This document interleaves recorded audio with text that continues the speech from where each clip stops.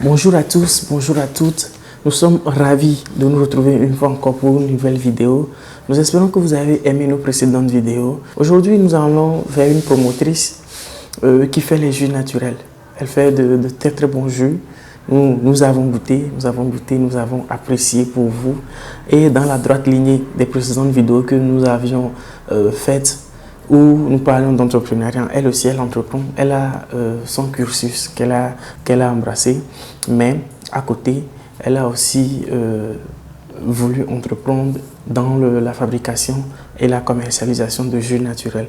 Nous allons aussi aujourd'hui découvrir qui est cette personne et la manière dont elle fait ses jus, toutes les contraintes qu'elle a, toutes les difficultés qu'elle a, et aussi si elle a des astuces, toutes les astuces qu'elle aura à montrer à toi jeune frère, à toi jeune soeur, pour que toi aussi, hésitant à te lancer, tu puisses te lancer. Mais avant qu'on ne puisse aborder notre promotrice du jour, je vais vous inviter à un petit exercice. Ceux qui sont là, ils savent déjà de quoi il s'agit.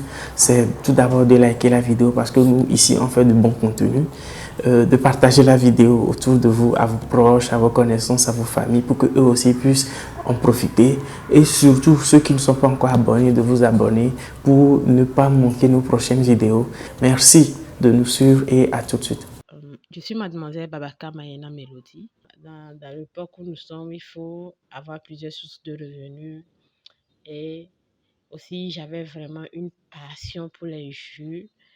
Donc voilà un peu pourquoi je me suis lancée dans l'entrepreneuriat plus production de jus de fruits naturels. Je suis toujours journaliste. Je n'ai pas enlevé ma casquette de journaliste. C'est juste que je m'intéresse plus aux jus naturels et à la promotion des produits made in Togo. Chers amis, vous venez de découvrir qui est notre promotrice du jour et quelle est sa profession première. Mais la grande question qui subsiste, c'est comment quitter la casquette de journaliste pour une autre casquette qui est la fabrication, la commercialisation du jus. Quel a été le déclic? Qu'est-ce qui n'a pas marché, si on peut le dire? Je suis une grande consommatrice, on va commencer par ça, de jus de fruits naturels. Sauf que dans le quartier où je suis, ceux qui faisaient du jus, du jour au lendemain, ils arrêtaient, soit disant qu'il n'y avait pas le marché et tout. Ce qui me dérangeait un peu puisque je consomme beaucoup du jus. Du coup, quand j'ai eu un réfrigérateur à la maison, je me suis dit, vu qu'il n'y a pas vraiment de personnes qui en vendent dans le quartier, pourquoi ne pas me lancer moi aussi dedans? Essayer de vendre à ceux qui, comme moi, aiment le jus dans le quartier, à la rentrée, de vendre aux petits qui vont à l'école, qui ont soif et tout. Donc, c'est un peu comme ça qu'a commencé euh, la fabrication de jus, l'envie de commercialiser et tout. J'ai commencé l'apprentissage de fabrication des jus avec ma maman, puisqu'elle est cuisinière de formation. Donc, en cuisine, il faisait un peu certains jus de fruits, disons basiques, qu'elle m'a appris. Et vu que je m'intéressais vraiment à la chose, j'ai appris avec Internet. J'ai appris aussi de mes aînés, des grandes soeurs, des personnes qui vendent du jus. Je posais tout le temps des questions. Je suis un peu curieuse. Comment se fait ceci? Comment se fait là? Mais une formation proprement dite, non. Je, je, je n'en ai pas eu, je n'en ai pas encore fait. Peut-être je le ferai, mais pour le moment, non. Euh, les techniques de conservation, disons, mes jus naturels se conservent plus euh, au frais, voilà, au frais, surtout dans la congélation. Vu qu'on n'ajoute pas d'additifs ni de conservateurs, c'est un peu compliqué de garder le jus hors du réfrigérateur et plus hors du congélateur. Parce que quand il est dans le réfrigérateur jusqu'à des jours, si le réfrigérateur ne le rafraîchit pas comme il se doit, il risque de se fermenter. Et là, c'est pas vraiment bon. Maintenant, si la personne veut, il peut l'acheter, juste une petite quantité, il le consomme en même temps. Donc, au pire des cas, la personne l'achète en quantité s'il aime vraiment les jus de fruits et il a un réfrigérateur, il le garde en congélation. Quand il veut le consommer, il le met au frais, ça se déglace et il le consomme. J'ai un petit frère, si je peux le dire, qui est graphiste. Et avec lui, on a travaillé, on a pris du temps vraiment pour travailler, pour faire sortir un peu le beau design de mes produits, le beau design des étiquettes, des affiches et tout, parce que on voulait vraiment faire sortir un truc, pas juste, vas-y, on fait un truc pour le jus, on veut vendre. Non, on voulait vraiment faire ressortir le naturel, une identité pour le jus et tout ça. Donc, voilà un peu. Pour le moment, je n'ai pas encore d'équipe en tant que telle, mais petit à petit, j'aurai une équipe, vraiment, équipe pour la production, peut-être une équipe de communication et tout. Chers amis, maintenant vous savez tout sur les raisons qui ont motivé ce changement de casquette-là. Mais maintenant, on va parler business. Vous savez, pour les habitués d'ici, qu'on parle tout le temps business, ici on va parler business. Comment est-ce qu'elle a commencé? Avec combien elle a commencé? Et si elle a été financée ou pas, si elle a été aidée ou pas, quelle est l'équipe qui est derrière, parce qu'aujourd'hui pour se lancer il faut les ressources, et dans ces ressources là il y a les ressources financières, il y a les ressources humaines. Donc nous allons découvrir tout ça auprès de la promotrice. On y va. Disons que pour la production de jus, dès le début, le jus que je vendais, disons un peu, j'attachais les jus de 25, 50, des bidons de 100 francs et tout. J'ai été aidée par une amie qui n'est pas là, mais qui elle-même ne savait pas, parce que j'ai commencé avec, par exemple, des jus, des trucs que j'achetais un peu, par kilo, par bol et tout.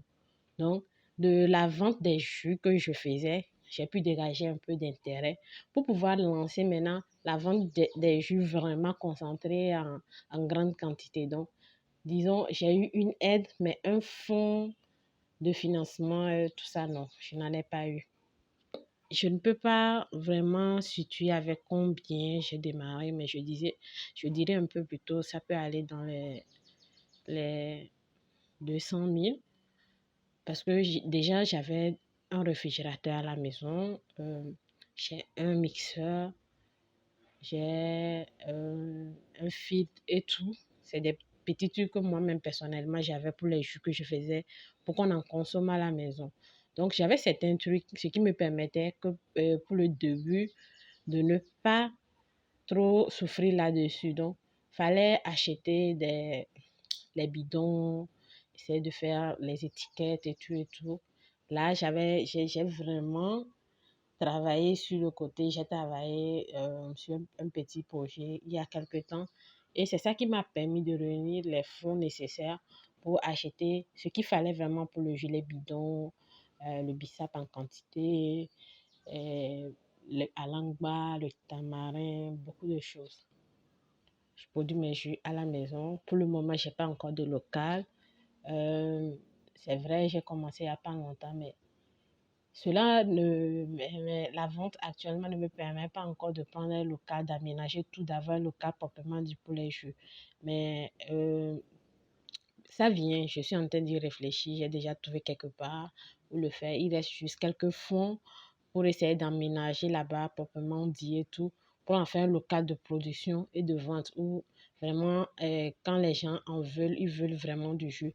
Ils savent que s'ils viennent ici, il y a un lieu fixe où ils peuvent en trouver en quantité ou pour en consommer en même temps. Donc pour le moment, j'en ai pas, mais bientôt peut-être. Après avoir produit les jus, je les mets en conservation. La plupart du temps, c'est sur commande. Euh, il y en a souvent que je garde, mais la plupart du temps, c'est sur commande. Quand j'ai les gens qui disent je veux tel jus, je fais d'abord de la publicité un peu sur les réseaux sociaux, euh, plus particulièrement sur Facebook et WhatsApp. Donc, quand les gens sont intéressés, ils ont besoin de jus et tout, ils viennent vers moi, ils passent leur commande. Je vais chercher les fruits, je produis les jus et je le mets en conservation. Là, je les relance. Vos jus sont prêts, vous voulez passer les prendre, vous voulez qu'on vous fasse une livraison, tout ça, tout ça. Donc, la vente, c'est sur commande et après la production, on fait soit dans la livraison, soit la personne même vient récupérer. Ma clientèle, je dirais, j'ai possible un peu tous les âges. Mais je pense que pour les petits, c'est un peu compliqué. Mais les parents de maintenant apprécient un peu le jus parce que la particularité de mes jus, c'est qu'elles sont concentrées, faites naturellement, mais peu sucrées, très peu sucrées. Donc, Tu peux passer une commande de jus et me dire tu veux vraiment pas de sucre parce que tu n'aimes pas du sucre, tu n'en consommes pas, je te le ferai. Mais la particularité de mes jus, c'est qu'elles sont très peu sucrées. Donc, la clientèle, je dirais ma cible plutôt, c'est un peu tout le monde, les personnes âgées, les jeunes, les enfants, les personnes qui sont un peu malades aussi. Parce qu'il y a certains, suite à leur maladie, ne peuvent vraiment pas consommer du sucre ou bien ne pas en consommer en quantité. Donc, ces jus aussi sont des jus et je pense un peu à eux en faisant des jus pas vraiment sucrés. Et s'ils en veulent des jus vraiment pas sucrés, quoi, sans sucre carrément.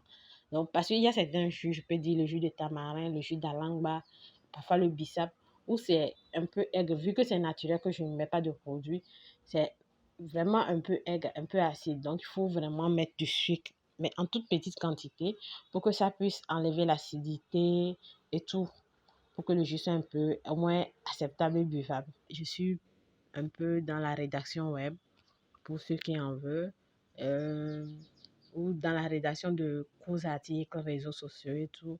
Je suis revendeuse d'articles un peu dans les sous-vêtements pour hommes, sous-vêtements pour femmes, dans la vente des draps, des oreillers. Et actuellement, je suis la représentante des parfums Alexander Paris sur Lomé. Bref, sur le Togo, mais plus sur Lomé. Donc, je suis la représentante de ces parfums-là. Et je gère le côté vente, parfois le côté réseaux sociaux, publicité, tout ça. Vous pouvez me joindre au plus de 128 98 44 64 95. Oui, nous faisons dans les livraisons. Disons que la livraison, elle est aux frais du client parce que nos jus sont pratiquement à bas prix et que nous ne pouvons pas prendre en charge les livraisons. Donc, nous faisons des livraisons partout dans Lomé. S'il y en a qui sont à l'intérieur du pays qui en veulent aussi, nous pouvons gérer cela très rapidement. Nous faisons des livraisons.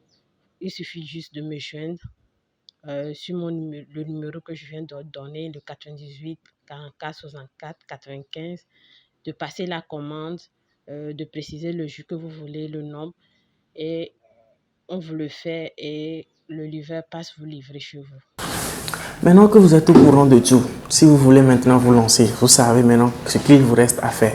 Mais avant de vous laisser, on va demander à la promotrice de donner un petit mot de la fin en vue d'encourager quelqu'un qui hésite encore.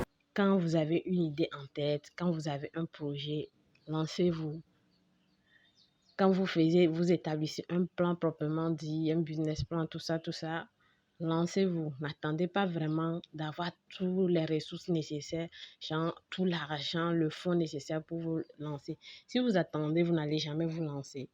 La preuve, c'est que moi-même, j'avais cette idée depuis, ce projet depuis, mais j'hésitais à me lancer. Vu que je fais partie d'une communauté et où j'ai suivi des débats, des causeries et tout, c'est eux qui m'ont plus encouragé, vu ce qu'on a partagé et tout, à me lancer. Parce que si j'attendais vraiment d'avoir tout le nécessaire, le local, les autres trucs qu'il manquait, tout l'argent, je n'allais pas me lancer. Donc, je dirais, lancez-vous. Quand vous avez une idée derrière la tête, mettez la peur de côté, lancez-vous, foncez, faites tout pour que ça marche. Sinon, si vous êtes là à douter, vous ne vous lancez pas. Vous ne saurez jamais si ce projet allait être une réussite ou pas. Chers amis, nous sommes arrivés à la fin de notre vidéo. Si vous avez aimé, n'hésitez pas à me le dire en commentaire. N'hésitez pas à liker, à partager et à surtout vous abonner et à en parler autour de vous. On se retrouve une prochaine fois pour une autre vidéo. D'ici là, si vous avez des propositions, si vous avez des envies, dites-le nous en commentaire. Nous, on essaiera de trier et de voir ce qu'on peut faire pour vous faire plaisir. À la prochaine et d'ici là, portez-vous bien. Merci. Ciao.